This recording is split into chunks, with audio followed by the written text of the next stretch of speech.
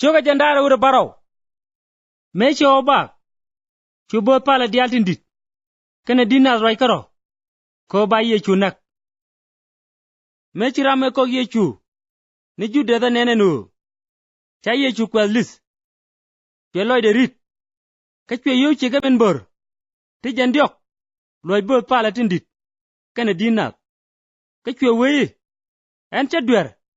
Ka kogra masal dwer. Chubo pala. Kene dinas wei. Tala ko chaptin. Ane roi dugaro. Kachwe yu yor piny. Rai lo akot. Kachwe we. Chwero wangap. Kachubo pala. Tindit. Yu kwany. Chuga wei. Chara lo denu. Dega labgwaz tawa yone. Lo akot. Ka yu riem. Kachuga roi mat. Chuga yu kokak. Ramate bare. Ba jur kuintin. Ka kwijamo. Kwa kaka machole. Kak riem. Ameno wale. Kachura je chalar. Agong na Yarmaya. Asok. Jene. Chuga yu chika menbor. Ti jandiokan. Kan yu tin chamat. Jizruel. Eno. Jan pe kokade. Kachuga yu kong na kak. Ramate bare. Chitka min. Ti kweno kodalara. Katame. Ti ye chuchunga. Nyam ruwe na pilot. Kachuru je pi. Janjin kwarji jus. Fiye chuye joge. Ajen chilaro. Kamin chaja gwany. Abot pala tindit. Kane dinap. Yosel mecha loy. Kachu pilot joge. Jin. Chingwane dialte ngwarte. Gwany ngani jiti ling. Kachu yosel mecha loy. Achanga red kel. Kachuru gaja long. Tame. Kachang met chime chang bela. La rui na da lui ramkel. In chikana gur. Kate garan yena. Mangai ka nyon ga na ideal. Michala barbes. Kamechi grodul. Tu pilot ka joge. Angam gore. Balonye. Barbes. Ke yechu.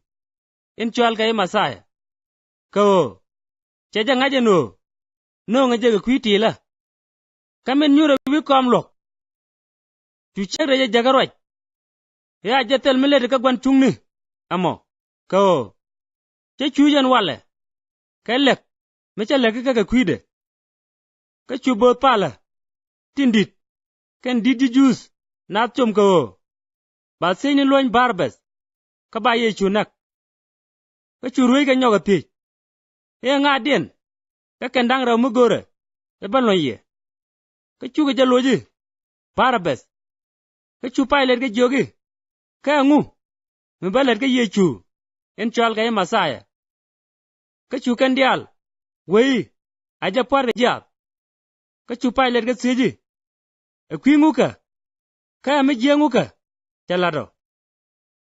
Chuga kuro alalong. Aja par jab. Ka me chupai ler ngaje no. Tela me balwanga lene. Ka tugra rode. Yo pikan. Ka chuetit ka lang niam nat. Wei. Tela edwer ka liya wuri name.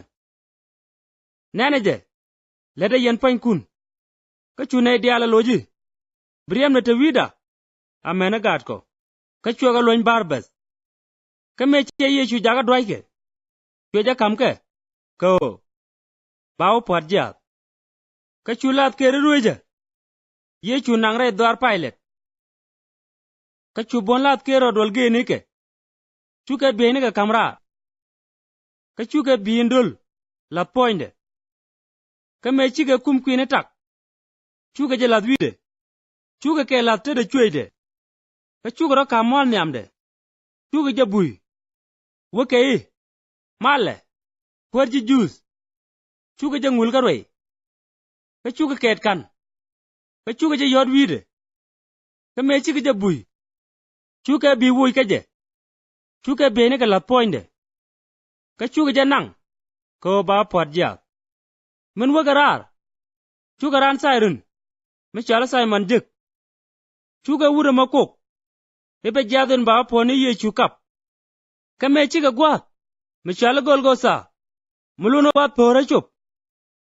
chu ga jamo kwang mi cha liom ga wal mi ke ko be jama ka me che jamet chu ma de luk ka chu ga japwat ja chu ka be ni ka de garo ka yor gang ni chu ga nyur ka gwe ga jen wini chu ga min gwa ngene jagor ka chwa la wi de nyal me e ye chu por ji jus ka chwa mai na dang raw pat kel ga je tikel chwede ka te men dong cham de ka chu jaltin we ka jan roba ma jabui ka tienga wasken chu ga we jira ma de lwa ko dek ka chu je ka nin dang jok ka rodu ka me jin gat kop ber pin wi gya ka chu bot pala tin dit ka ne ji gora ka diji ju de bui ba wo ke den chene ko ken ka chero ken den akwari Israel ajabe pin wi gya antame ka bana janget den ngede na kut akut lo gya antame magore je to je lari en gat kop ka chu mai nak tin chapwat ka je kel abui ka jan do ma ba tame ka changdar chuo chol ka sang na dang jok ka meji chang robok yu ye chu chut ka jo medi hali lama sabak sanai mulunu kodda angu che ban pinyo ka me cha de ling apane ente te chunga an wano chuga we wuda me cholo ne Eliya ka churam kel ka kering ne ka kel ka chwe libe chwa rei kwang ma kech chwe je kweng wi tang ka chwe je kamje ko be je lot chu sang ken we Eliya ba ka gwe ne je mi bi Eliya je ben kan ka chu ye chu ka jo me di ka chwe yede min jangu rar ka ne ngwa mo chu bi lo ko den di rane der ni wide amene pin ka chwe pin lap ka chu pambak chu ko kunyero lep ka chwa poi ne ni tungwan ti go ti liuje chu ga barar dai kong ni me cha ye chu jelis chu ga wo dai chengerero ka chwa ka nen ene tungwan me chi kwarlas kere kana ne te gwe ge ye chu ka jakel la pin kana men chi tuong nen chu ga dwala long ka chu ga we apuch wuda me gat kop te men tungwan tin ba gwi ke gwamanan akente cha ye chu gwor ka Galilee kalat ka je ka Radian ti Mary ran Magdala ke Mary man James kana man Joseph amena man ganta badi mesho wa tiang turan Armasia mereng mechale Joseph ben kaja kona ran kor ye chuba chowa ka pilot ka chopon ye chuwuti chu pilot la ran o ba jawo kamje ka chu Joseph pon ye chunang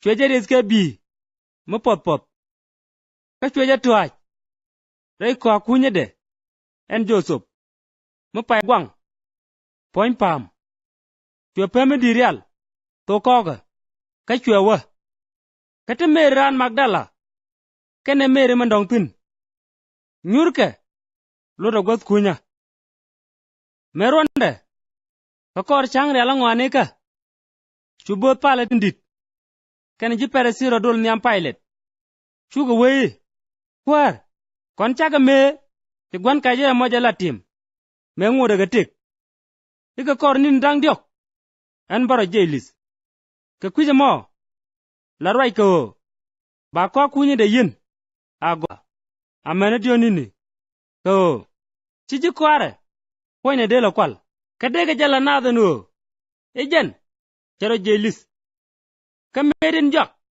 bi jeng ne jen ka meden nyam ka chu pilot ka jogi tai ga yen tilat kere wia yene ja gwa ka pek luanga dun kaino chuga wo ka chuga ko kunya wo ga gwa ka dile pam inte so ko ka kana le yene tin